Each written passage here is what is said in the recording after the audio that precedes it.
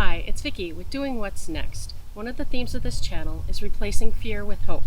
And one of the things that has surprised me is preparing for emergencies has actually made me less fearful.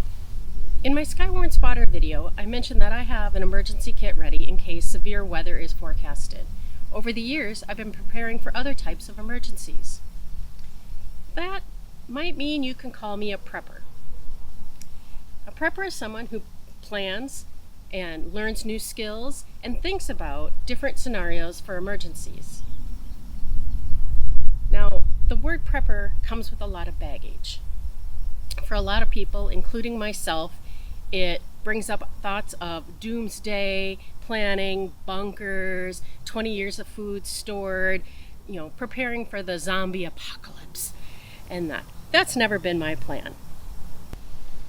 So for me, preparedness isn't about preparing for the worst. It's about making preparations to help me feel less fearful. This is not a how-to video. I have never been through a major disaster, so I don't even know if my plans would work. I am looking for this video to be a seed to help you start thinking about what you would do for the scenarios that might happen in your world. If you haven't thought much about emergency preparedness, here's the first question you might ask yourself. What is most likely to happen in my area? Then the next question would be, what could happen that would cause me a lot of stress? And that's where I would begin. For me, it started with planning for tornadoes, having an emergency kit available with candles, bottled water, a flashlight, a blanket, etc. Then I began looking at different preparedness videos, and man, I went down a rabbit hole. Pretty soon, I started to think about more than tornadoes. Power outages, winter storms, contaminated water, flooding, if I had to stay in my house, leave my house, what about my cats?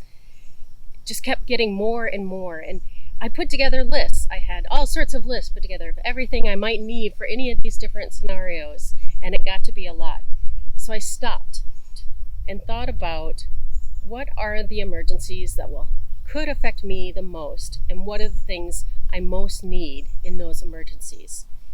And that's where I began to really look at my prepping plans and put something together. That's the approach I recommend for you. Don't try to do it all at once. Stop and look at what would be your scenarios. For example, I live in Minnesota. I'm not going to spend time planning for a tsunami.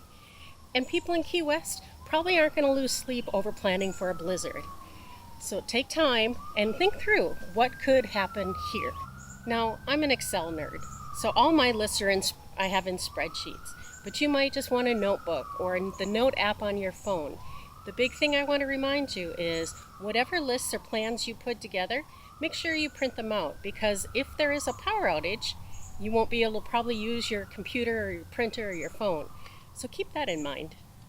As I mentioned earlier, this is not a how-to video. There are a lot of great channels out there to show you what to buy and how to prepare.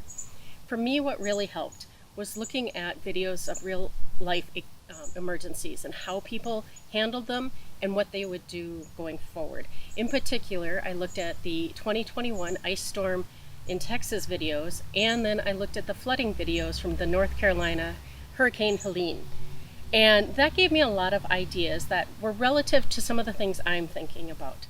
But then again, as you're paying attention to them, there are things in them you don't need to pay attention to. For example, I don't have livestock. So if the video showed how to handle their livestock, I watched it, but I didn't take notes. If you have kids, watch for videos on how they kept the kids safe, how they kept them entertained, what would they do next time to help the kids get through the emergency better. But be careful of what I did, going down the preparedness rabbit hole. Learn from others, but make sure to stay focused on what's important in your world. Here are a few of the areas that I focused on. Now, they might not be right for everyone, but I'm showing them to give you an idea of some of the things you can be thinking about. What if the water stopped? When I began looking into preparedness, I realized water is critical. You need to have drinking water available. So if you go and look at the government's ready.gov website, it'll tell you that you should have 1 gallon per person of drinking and sanitation water available for a number of days. And so I began to look at what I would need. And of course, I kind of went overboard and calculated how much I needed just for that, and to add some for cleaning and for each person in the household and for the pets. It became a lot. Now, I did that in a spreadsheet and calculated it. That's how my brain works, maybe not yours. But I realized I was going to need so much water to have on hand for I was aiming for 2 weeks, not even a month's worth. And I realized that would be not only a lot to have to go out and purchase or even fill tanks with. You got to have the tanks and such. But I realized it was going to take up a lot of space to store in the house, and I don't have that. So I just focused on making sure I had the drinking water available and stored, and enough for the family and the animals.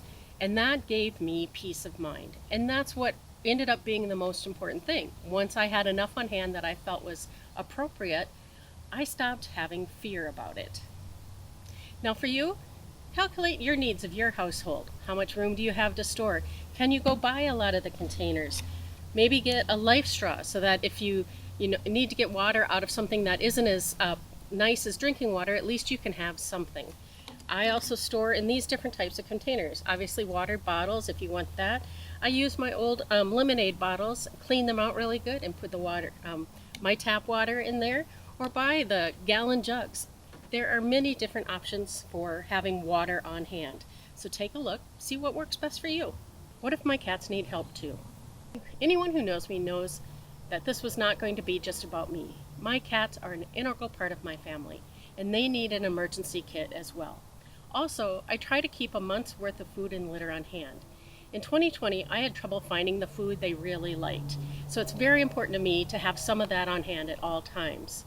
Now, they also need a go bag. Now, hopefully we would never need it to actually leave the house, but in case of a tornado or emergency such as that, we have to go into our safe space, and that I have a bag prepared I can just grab, and it's ready. It has food and snacks that they like. It has their harness and leash in case needed. It has some toys, a bowl and water, even a little bit of litter that I figure out how to use. It all stays in the bag, and then that's ready to go whenever. Let's be honest, my cats probably have a better emergency plan than I do. What if the power goes out? It's amazing how many things we depend on require power. So over the years, I have collected different kinds of power banks, have a stash of different batteries. I picked up some solar lights, some rechargeable lights. I even have a hand crank emergency radio, and I now have a Jackery. Now, Jackery didn't sponsor this video. It's the brand I selected once I had saved up enough money. I had been trying to decide between the traditional generator and the Jackery, and I was going back and forth because I really want both, but I could only afford one. And this allows me to do some cooking, it recharges things, it will plug in the things I have for helping me stay warm in the winter. It'll also help recharge a little fan for hot days like today. Now, it doesn't matter which brand you select if you choose one of these or any of these. The important thing is that you have something for what your needs are, and that you make sure every so often you charge them up. You use them a bit and then charge them full. So when you need them, they're ready to go. What if it's in the middle of the winter? Living in Minnesota, I need to think about different scenarios that take place in the winter. If you lose the power in January, you're going to need things to help you stay warm. So I've collected a few things to help me with that. A tent that I can sleep in to keep all the heat all in one small space. Multiple blankets are on standby. I have toe and hand warmers. I have a rechargeable hand warmer. These are great. I even have a heating pad that I can plug into my Jackery, and I have them in different sizes. I also finally got around to getting a buddy heater. Now, interestingly, this is still in the box. I should probably take it out and try it one day before winter comes. Yeah, that would be a good idea, wouldn't it? What if you can't get groceries? Food is the topic you're going to hear the most about in preparedness channels. And a lot of them talk about rotating your pantry, buying food that you're going to use and rotate through it so it doesn't expire and such. That is a great option. Because I only cook for myself, my pantry isn't that deep. So I rotate some with my pantry and I keep some for long-term preparedness. Now, being over 60, I am currently focusing on making sure I have a lot of protein in my diet. And so I store a lot of things with protein. And a lot of channels will tell you to store a lot of beans. Great option, very good for you. But I'm not a huge bean person. So I make sure I have different proteins on hand in my emergency preparedness closet. So I have canned chicken and canned tuna, chili. I have different meats, canned meats. In particular, I found this Keystone brand, and I really like the ground beef, but they have turkey, pork, etc. And it has like a 5-year shelf life or something like that. And then I also get eggs. I love eggs. I keep Spam and sardines. Now don't roll your eyes. You might not like them. I like Spam cooked up with some rice and a fried egg. Great. Sardines on a cracker for an evening snack. These are actually very healthy for you. But you might not like those. I realized I don't like these luncheon sausages, so I'm not keeping these in my pantry anymore. I also keep canned fruits and vegetables. You might not be able to get a lot of the fresh things you're used to.